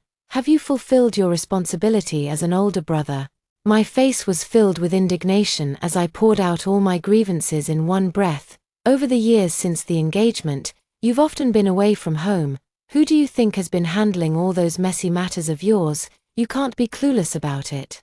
Can you? You left your sister to stay with me, and she keeps causing trouble at school every other day. I'm the one who has to clean up after her, bowing and apologizing to the other students' parents, worrying about her studies and daily life. As an unmarried sister-in-law, I've done more than enough, haven't I? How could you take my efforts for granted? Am I Zhu Xiaoyuan's birth mother or what? That day, didn't she call me sister-in-law Fu Huan? Then you should have her take care of Zhu Xiaoyuan. All of you Jews, get away from me. I don't want to deal with your mess anymore. After saying that, I pushed him away fiercely. I quickly walked away from there. Zhu Kaiyang called out to me loudly from behind, Jirue, Jirue, but I didn't respond. I just felt disgusted. When I returned, Zhu Kaiyang was still at my doorstep. From a distance, I could see him pacing back and forth, seemingly very anxious. When he saw me, his eyes lit up. Jirue, you're back. He quickly took out the prepared marriage application. Jirue, I was wrong. Let's get married right away. Okay, I'll go submit the marriage application now. The big argument just now made Zhu Qian's heart sink. He had never seen Shen Jirue look at him with such hatred, as if she really wanted to sever all ties with him. Zhu Kaiyang began to panic. He had never imagined losing Jirue, nor did he want to lose her. Perhaps I've been taking care of Fu Huan and her daughter too much lately, making her feel insecure. As long as we get married, everything will be fine. Once we're married, she'll be mine, and we can take care of Fu Huan and her daughter together. That way, I won't be letting Jianhua down. I snorted coldly, pushed him away, and opened the door to get my luggage. Jirue, seeing that I was ignoring him, Zhu Kaiyang grew even more anxious. He, who is usually so proper, actually hugged me right at the door. Let's get married. Okay, I truly want to spend the rest of my life with you. I know Xiaoyuan's matter hurt you, and you can hit or scold me. I'm doing well, just don't leave me, Jirue. I was just thinking about how to get rid of him when Fu Huan arrived. She was carrying the child all the way, her hair disheveled by the wind, in a frantic and hurried manner. Brother Kai Yang, what should I do? Tian Tian has another stomachache from eating something bad. Brother Kai Yang, please take us to the hospital quickly. Zhu Qian's hand, which was holding mine, trembled slightly. I knew very well that he was struggling inside. I let out a silent, cold laugh and patted the back of his hand as if to comfort him. Go ahead, a life is at stake. After all, she's just a child. Seeing how generous I was, Zhu Kaiyang breathed a sigh of relief and quickly took the child from Fu Huan's hands. He said to me firmly, wait for me to come back from the hospital. And I'll go submit the marriage report. Wait for me, I said. How about you give me the marriage report first, and I'll go to your unit to wait for you. All right. Zhu Kaiyang didn't notice anything unusual and trustingly handed me that piece of paper, without a trace of doubt. After watching them walk away, I brought out my luggage from the house. Soon, the car that was picking me up arrived at the intersection. Meng Huai and the others waved to me. Comrade Shen, let's go. I responded and quickly picked up my pace, carrying my luggage as I hurried over. Before getting on the car, I paused for a moment, tore up the marriage report in my hand, and casually tossed it into the grass by the roadside, stepping on a small piece of the torn paper that had fallen to the ground. I got on the car and left without looking back. Wang Tiantian is fine. It was Fu Huan who told her to pretend to have a stomachache. It's just because she saw Zhu Kaiyang go back to file the marriage report. She was afraid that if we really got married, she would have no chance. That's why she came up with this trick. By the time Zhu Kaiyang rushed to the hospital with the child in a panic, registering, queuing, seeing the doctor, what a hassle. Only to be exposed by the doctor in the end. Zhu Kaiyang was furious. Fu Huan, you're so immature, how could you make the child lie with you? He tried to leave. But Fu Huan clung to him desperately, refusing to let go. Brother Kaiyang, what if you get married and abandon us? You're all I have now. All eyes turned towards them, and Zhu Kaiyang felt as if needles were pricking his back. He quickly said, let go of me quickly, I'm still engaged. Fu Huan screamed, no. You already broke off the engagement, Shen Jirue told me herself, and she doesn't even want to marry you. I even went to her workplace to ask around. She's been sent to the countryside for 3 years and won't be coming back. What? Zhu Kaiyang was as if struck by lightning, his ears ringing. Is Jirue leaving? Zhu Kaiyang pushed the woman away with a snap and desperately rushed back. All along the way, his mind was in a daze. And only then did he belatedly realize my recent unusual behavior. It turns out I wasn't unangry or unjealous. I was just so deeply hurt that I had become utterly disappointed in him. He came back late, and my house was tightly shut, with no sign of anyone around. Only then did Zhu Kaiyang realize that I had truly left. Right after our big argument. He sat dejectedly at the door, as if he had lost the whole world. The wind rose from all directions, swirling with fallen leaves, and swept before him. Zhu Kaiyang, sharp-eyed, noticed a familiar piece of paper among the pile of leaves. Picking it up, it turned out to be the marriage report he had given me. Now, it's turned into confetti. He trembled all over, then weakly lowered his hand. Zhu Kaiyang finally understood that it seemed he had lost me forever. Sometimes one can't help but sigh. Fate is a matter of a single moment. Wrong things will eventually be set right by fate. For instance, letting me be reborn back to 1 month before I married Zhu Kaiyang. Or, for example, bringing the right person to my side. After nearly a year in the countryside, I wrote to my parents to tell them that I had met my sweetheart here, Meng Huai. Through our time together, I found him to be an upright and morally excellent person, practical and kind-hearted. This was evident from the very beginning.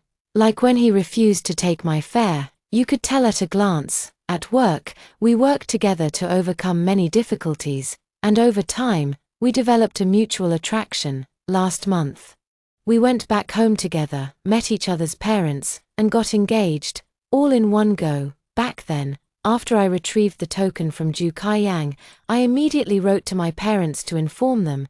They didn't say much. In fact, they were never very satisfied with the Ju family to begin with. Because they felt the family dynamics were too complicated, if I married into it, I would inevitably have a lot to worry about, especially the Ju parents. They're not easy to get along with, sharp-tongued. And just by their looks, you can tell they'd make life difficult for a daughter-in-law, so they didn't blame me for calling off the engagement. When Meng Huai came to pick me up for dinner, he also brought a bouquet of camellias. I sat in the back seat of his car, surrounded by the sweet fragrance. We passed a few fellow villagers, and they didn't hesitate to compliment us on how well-matched we were. As the voices grew louder, I lowered my head a little shyly, amidst a chorus of praise. One voice stood out as untimely, Jirue. Ju Qian's voice trembled as he saw me sitting on the back seat of a man's vehicle, his face instantly turning pale. My smile vanished immediately, and I said coldly, "What are you here for?" He tremblingly pulled out the torn marriage report from his chest. "Why did you leave without a word? I've been waiting for you to come back and get married. It's been a year, and only now does he show up. The child is dead, and only now does he come to nurse." Meng Huai shielded me behind him, his tall figure radiating a strong sense of security. "Sorry, but Jirue is my fiancée now, and she will only marry me in the future." A fellow villager came to help us fend off his pestering. I sat on Meng Huai's bicycle, moving farther and farther away, barely able to make out Ju Kaiyang, trying to chase after us but being held back by someone. He called out to me loudly, but I ignored him. I once cried and begged him to leave Fu Huan and her daughter alone, but did he listen? What goes around comes around. He brought this on himself. Ju Kaiyang still couldn't believe that Shinjirue no longer loved him. They were childhood sweethearts, and he had always known that Jirue had a crush on him since they were young. The admiration in the girl's eyes, like the glow of stars, was impossible to hide. He didn't want to let her down, but he couldn't ignore his friend's request either. Once he had settled Fu Huan and her mother, once he had resolved these matters, he would go back and marry her. But when will that be? Fu Huan always needs him. Fu Huan can never do without him. Perhaps he was too confident, certain that Ji Rui would never leave him, which is why he repeatedly tested her patience. Finally, after driving her away, he panicked, but it was already too late. Fu Huan used the child and then used himself, deliberately letting the neighbors see them pulling and tugging, and repeatedly went to his workplace without permission, delivering meals as a unit, with an ambiguous attitude, leads to misunderstandings among colleagues. She wants to be completely bound to Ju Kaiyang. Human hearts are unpredictable. Only by marrying him and legally binding their relationship can she feel secure. Only then can one secure a lifetime of happiness. But Ju Kaiyang was unwilling. He had only agreed to Jianhua to help take care of her. He understood the principle that one should not covet a friend's wife, so he desperately tried to explain to outsiders that there was no affair between them. But with Fu Huan around, no woman was willing to marry him. Ju's parents grew anxious and found fault with Fu Huan in every way, living under the same roof.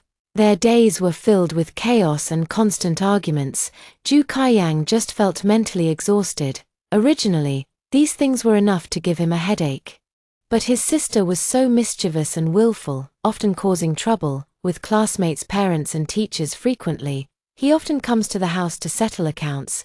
Ju Kaiyang not only takes care of his sick parents but also handles matters for Fu Huan and her daughter, and on top of that, he often has to deal with the troubles caused by Ju Xiao.